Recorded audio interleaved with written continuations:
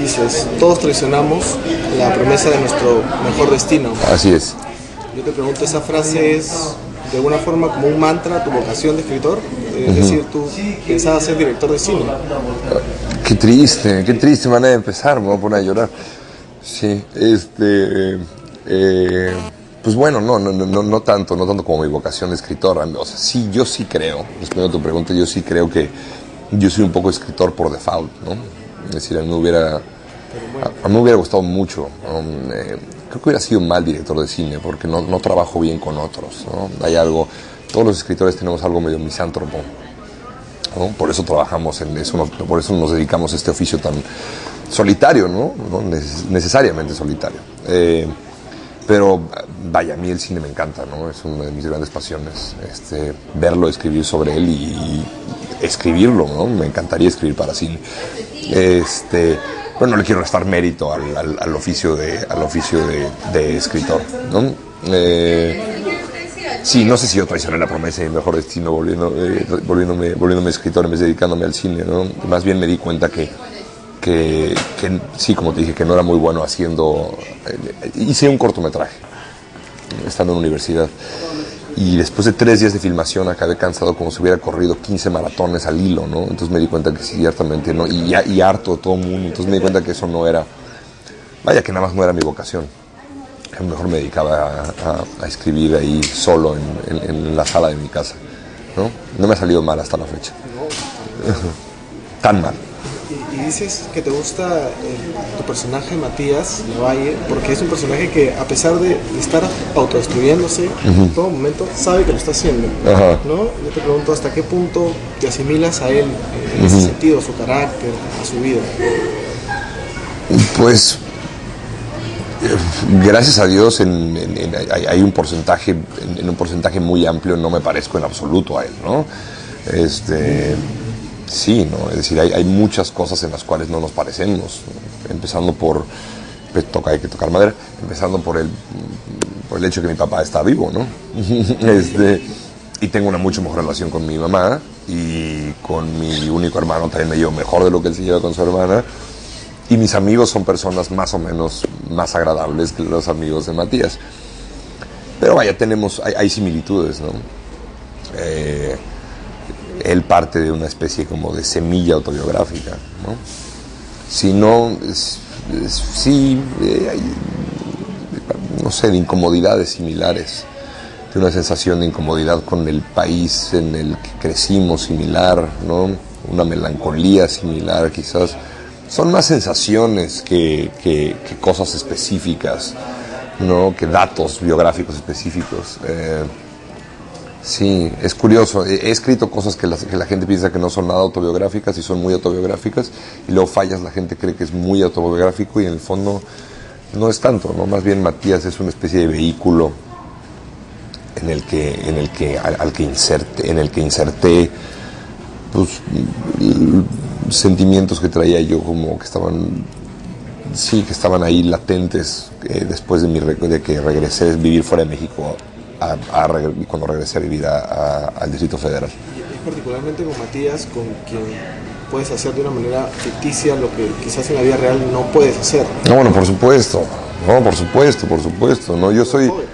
Sí, no, yo me considero una persona incluso reservada, ¿no? Es decir, yo te puedo contar con los dedos de la mano las veces que yo le he alzado la voz a otra persona en mi vida.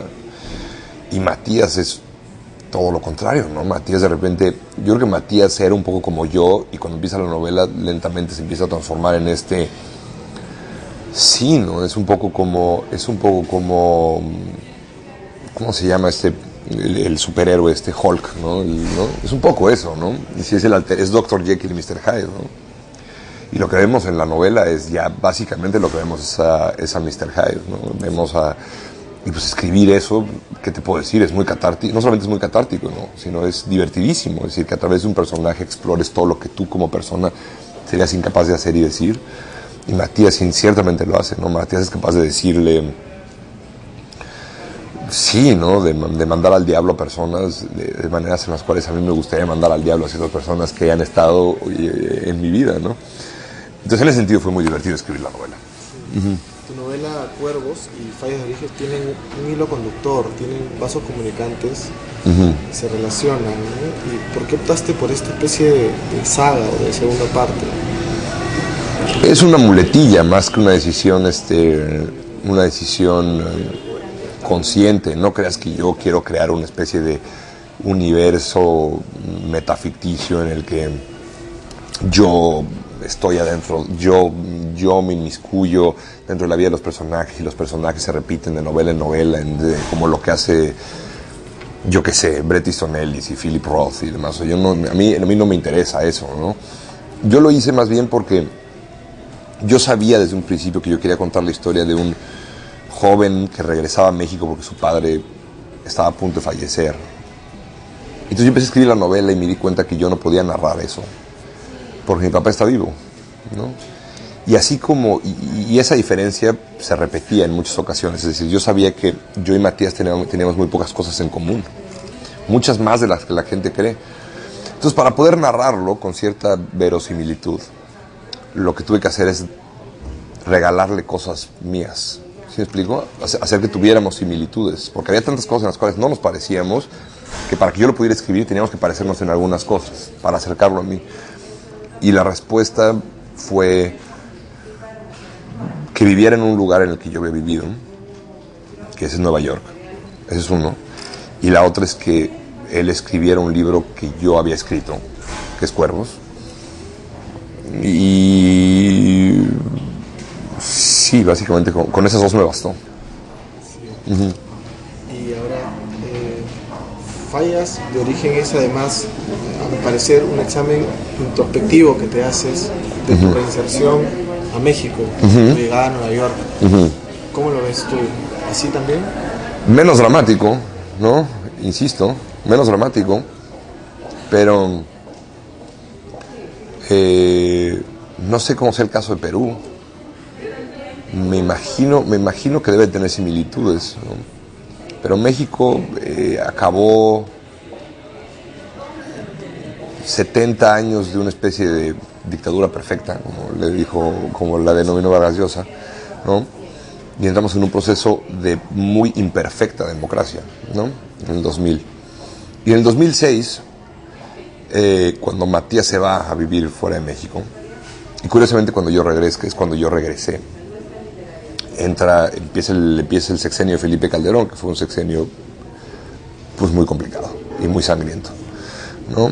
Y Matías se va en el 2006 y regresa en el 2012, es decir, regresa justo cuando está acabando el sexenio. Entonces, evidentemente, pues los cambios que se suscitan en esos 6 años pues son muy marcados, ¿no? Yo creo que México es un país que tiene, no soy muy buen embajador de turismo en mi país, ¿verdad? Pero creo que está estancado en muchos sentidos, y más que estancado, yo creo que es un país que está evidentemente molesto, ¿no? Basta estar en México un par de días y leer la prensa y la polarización en las opiniones y demás para darte cuenta que es un país que está muy enojado, ¿no? Y yo creo que ciertamente yo lo sentí al regresar, y yo siento que Matías lo siente, ¿no? Entonces la impresión que tienes cuando regresas es que es un país que en vez de abrirte los brazos te está diciendo quédate ahí donde estás.